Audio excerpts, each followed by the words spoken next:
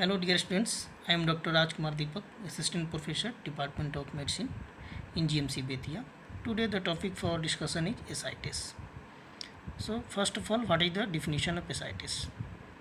Ascites, this word is derived from Greek word askos, means to a bag or sac. So any pathological fluid accumulation within the peritoneal cavity is called ascites. So comes to cause of the ascites. First, cirrhosis with or without infection, 85% of the cases. Second is the miscellaneous portal hypertension related disorder, 8% of the cases. Third is the cardiac causes, 3% of the cases. Fourth is the peritoneal carcinomatosis, 2% of the cases. And fifth one is the miscellaneous non-portal hypertension related disorder, 2% of the cases. Another classification of the cause of the ascites is first hepatic cause and second one is the extrahepatic cause.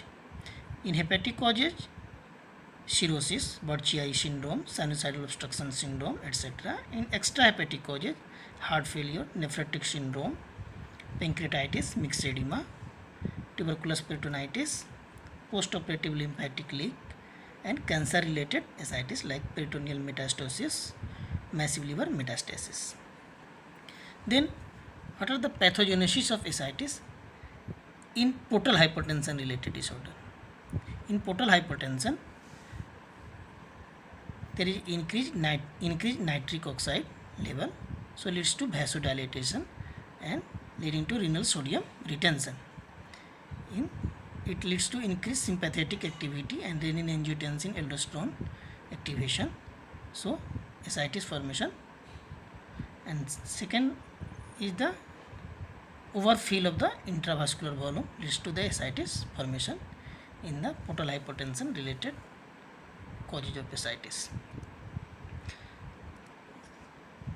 Next is what are the mechanism of ascites in peritoneal carcinomatosis? It is due to the production of proteinaceous fluid by tumor cells lining the peritoneum. In hepatocellular carcinoma, it is due to the cirrhosis related portal hypertension, tumor induced portal vein thrombosis. Chylous ascites in patient with malignant lymphoma appears to be caused by lymph node obstruction by tumor and rupture of chyle containing lymphatics. In infectious causes like tuberculosis, chlamydia infection, coccidioidomycosis probably cause ascites through the production of proteinaceous fluid as in peritoneal carcinomatosis. Pancreatic or biliary ascites, it may be fluid accumulates by leakage of pancreatic juice or bile into peritoneal cavity or form secondary to a chemical burn of the peritoneum. After abdominal surgery, especially extensive retroperitoneal dissection, lymphatics may be transected and may leak lymph, leads to ascites. So comes to the history taking in a case of ascites.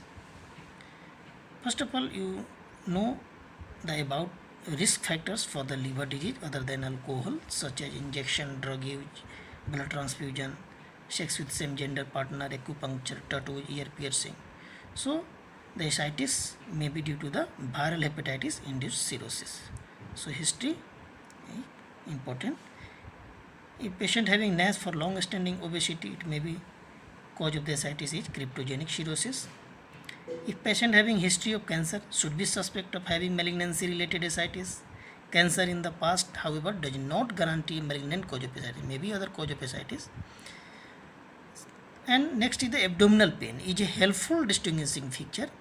Malignancy related ascites frequently is painful, whereas cirrhotic ascites usually is not, unless bacterial peritonitis or alcoholic hepatitis is superimposed. If patient having history of heart failure, maybe the ascites is due to the cardiac causes. Alcoholic patient in whom ascites develop may have alcoholic cardiomyopathy or alcoholic liver disease, but usually not both. If patient having ascites due to tuberculous peritonitis, it usually manifests as fever and abdominal pain. Ascites in acute pancreatitis with necrosis due to the ruptured pancreatic duct from chronic pancreatitis or trauma.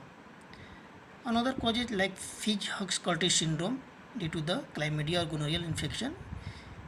It is an inflammatory ascites in a sexually active woman. Patient in whom ascites and anasarca develop in setting of diabetes mellitus should be suspect of having nephrotic ascites. Ascites in a patient with symptom and sign of mixed edema should prompt assessment of thyroid function. Serositis in patient with connective tissue disease may be complicated by ascites. So the physical examination. After the history, physical examination, you see here A number is the flank dullness. Percussive dullness is higher than anticipated with the patient in supine position. You also find if the ascites due to the CLD, stigmata of CLD, palmar erythema, large pulsatile spider, telangiectasia, large abdominal collateral veins. We also got shifting dullness. If 1500 ml of fluid per gen, you got shifting dullness in the case of ascites. If you found the central dullness, the cause is due to the ovarian mass, thickening of omentum, paniculus thickening. This is another differential diagnosis of the ascites. If you got in examination, on examination, Sister Mary Joseph nodule, it may be due to the peritoneal carcinomatosis. Raised JVP, it also indicates the alcoholic cardiomyopathy.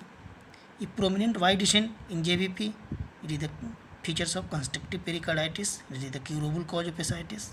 If you got periorbital edema, it may be ascites due to the nephrotic syndrome. So how to diagnose? On the basis of the history and the appearance of the abdomen, the diagnosis of ascites is readily suspected and usually confirmed easily on physical examination. Ultrasonography can detect as little as 100 ml of fluid in the abdomen. What are the differential diagnosis of ascites? It may be gaseous distension of bowel, thick paniculus, ovarian mass, tympanic flank with central dullness. This is the diagnostic picture. Determination of the cause of ascites is based on the result of the history, physical examination and ascitic fluid analysis. Ascitic fluid analysis, what are the indication? First is the diagnostic indication and second is the therapeutic indication. Diagnostic indication for the ascitic fluid examination is the any new onset ascites to know for the etiology and to detect cancer cell. If patient having suspected SBP or secondary bacterial peritonitis, you go for the diagnostic tab. What are the need of therapeutic indication for the ascitic fluid tapping? If patient having respiratory compromise secondary to ascites or abdominal compartment syndrome. What are the contraindication? First, DIC, primary fibrinolysis, pregnancy, mycelius with bowel distension, near the surgical scar or skin infection at proposed site. So, it is the relative contraindication. What are the site for ascitic fluid tapping? Most common site is the left lower quadrant region, 3 cm medial line, 2 cm above the anterior superior iliac spine. Here, look. So, it must be not near umbilicus because of presence of collateral vessels. Surgical scar or visible veins should be avoided for ascitic fluid tapping. So, next is the why left lower quadrant is chosen for the ascitic fluid tapping. Because the abdominal wall is thinner here, pool of fluid is more and patient can be rolled easily to left for the drainage. Why not right? Because many patients having appendicectomy scar, cecum filled with gas in patient taking lactulose.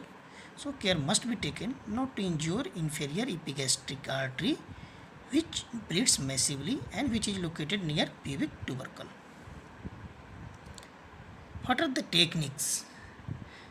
First of all, explain the procedure, benefit, risk, complication and alternative option to the patient or the patient representative. Obtain signed informed consent. Empty the patient's bladder either voluntarily or with a Foley catheter. Position the patient and prepare the skin around the entry site with an antiseptic solution. So, what are the equipment needed in ascitic fluid tapping? 20 to 25 gauge needle, IV set, antiseptic skin preparation, adhesive tape, surgical glove. we are using the jet track technique. It reduces the leakage following the procedure. Then after tapping, you classify as a appearance of the ascitic fluid.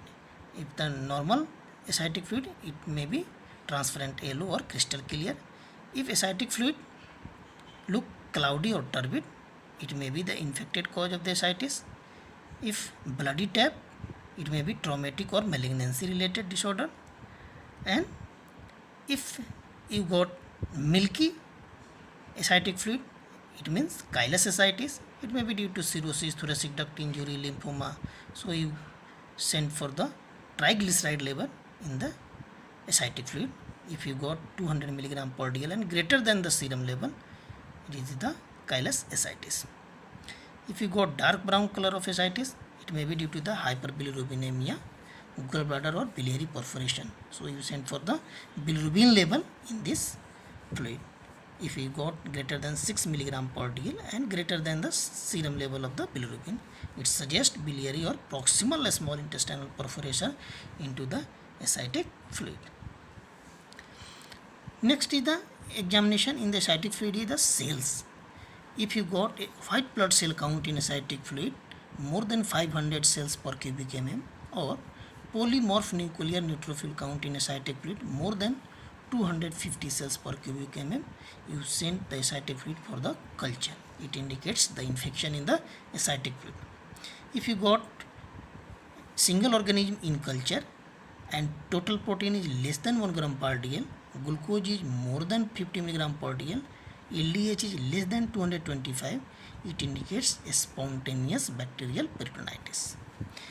If you got polymicrobial culture and total protein more than 1 gram per dl, glucose is less than 50 milligram per dl, LDH is more than 225, so it indicates surgical peritonitis.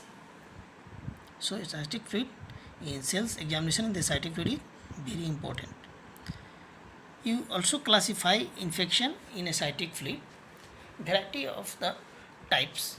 See here, a spontaneous bacterial peritonitis. Spontaneous bacterial peritonitis, monomicrobial non-neutrocytic bacteriocytes, culture negative neutrocytic ascites, polymicrobial bacteriocytes, and secondary bacterial peritonitis. This is the type of infection in ascitic fluid. Next is the classification of ascites. How to classify? Before the 1980s, the ascitic fluid total protein concentration was used to classify ascites as either exudative or transudative. Exudative means greater than 2.5 gram per dl and transudative means ascitic fluid protein is less than 2.5 before the 1980s. Nowadays, high albumin gradient and low albumin gradient should replace the modifier transudative and exudative in the classification of ascites. So comes to the serum ascites albumin gradient. SAG. SAG is based on oncotic hydrostatic balance. Portal hypertension results in an abnormally high hydrostatic pressure gradient between the portal bed and ascitic fluid. Albumin exerts greater oncotic force per gram than that exerted by other protein. Therefore, the difference between the serum and ascitic fluid albumin concentration correlates directly with portal pressure.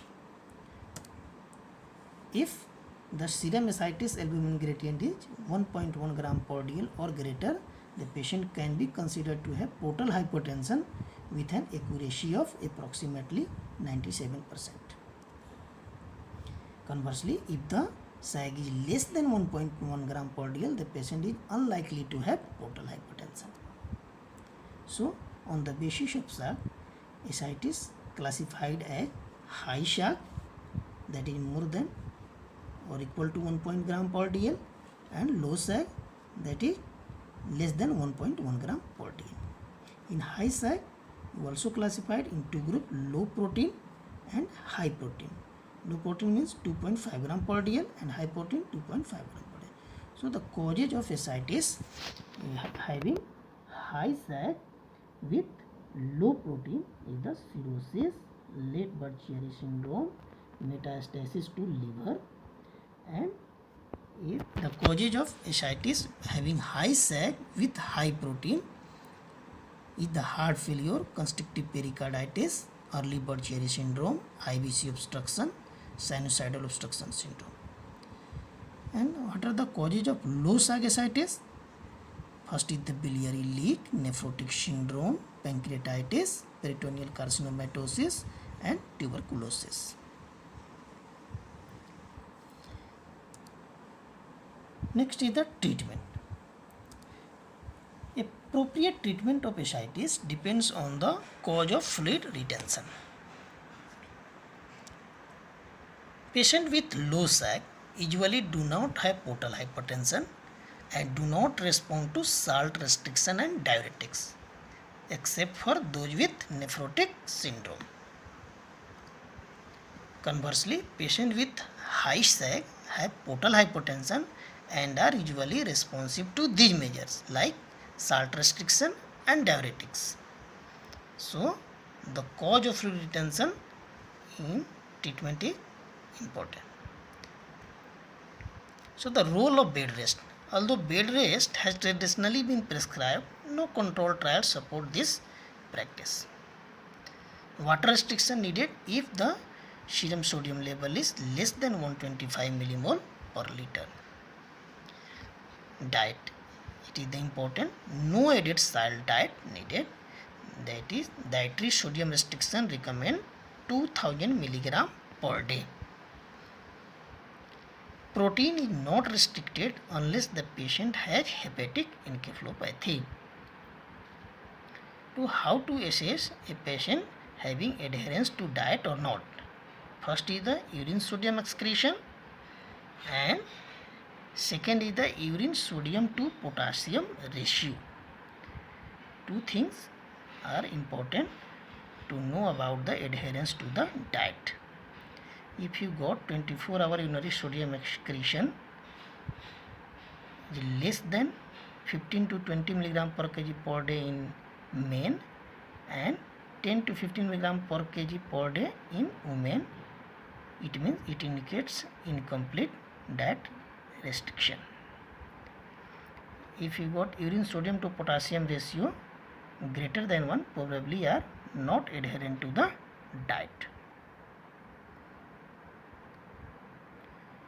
So, treatment options are diuretics, spironolactone, amiloride, furosemide, potassium sparing diuretics, eplerenone, used in the treatment of heart failure and does not cause gynecomastia. It is the if the combination of spironolactone 100 milligram per dl and furosemide 40 milligram per day orally is ineffective in increasing urine sodium or decreasing body weight, the dose of both drugs should be increased simultaneously as needed.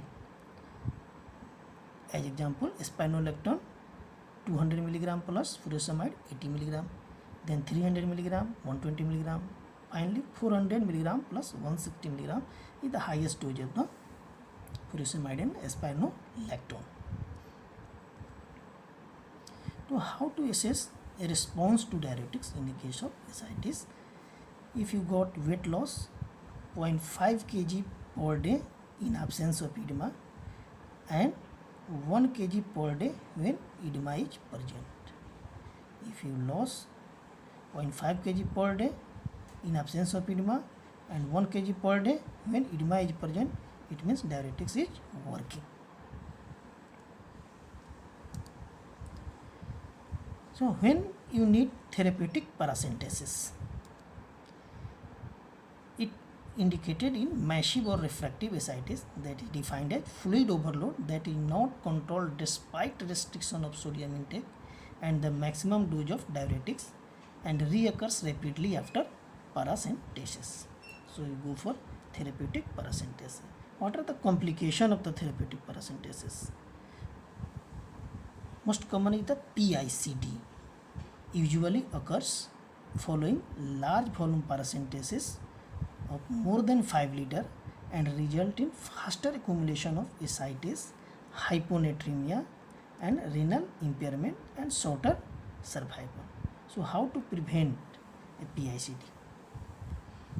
Prevent by, if you give IV albumin 8 to 10 gram per liter of ascitic fluid, prevent this complication. Paracentesis induced circulatory dysfunction. PICD means paracentesis induced circulatory dysfunction. Next is the tips or peritoneovenous shunt is needed in refractory ascites, but complication is it precipitate hepatic encephalopathy. Last one is the liver transplantation. How to treat a complicated ascites? Complicated ascites means patient having SBP, symptom and sign are fever, abdominal pain, abdominal tenderness, rebound tenderness and altered mental status. So you give them empirical antibiotic therapy, that is the intravenous antibiotic of highly susceptible like cefotaxime 2 gram every 8 hourly, followed by more specific therapy after the susceptibility results available. Hepatorenal syndrome, it is the complicated ascites. If you got hepatorenal syndrome in case of ascites, the diagnostic criteria of hepatorenal syndrome: patient having cirrhosis with ascites, serum creatinine level more than or equal to 1.5 mg per dl, no or insufficient improvement in serum creatinine level 48 hours after diuretic withdrawal, and adequate volume expansion with intravenous albumin, absence of shock, no evidence of recent use of nephrotoxic agent, absence of intrinsic renal disease. So how to prevent hepatorenal syndrome? First, avoid intravascular volume depletion like diuretics, lactulose, GI bleeding, large volume paracentesis without adequate volume repletion, and prompt diagnosis and treatment of infection like SBP or sepsis. What are the treatment options in the hepatorenal syndrome? Stop all nephrotoxic agent, ACE inhibitor, ARB, NSAID are diuretics, antibiotics for infection, and intravenous albumin is the drug of choice.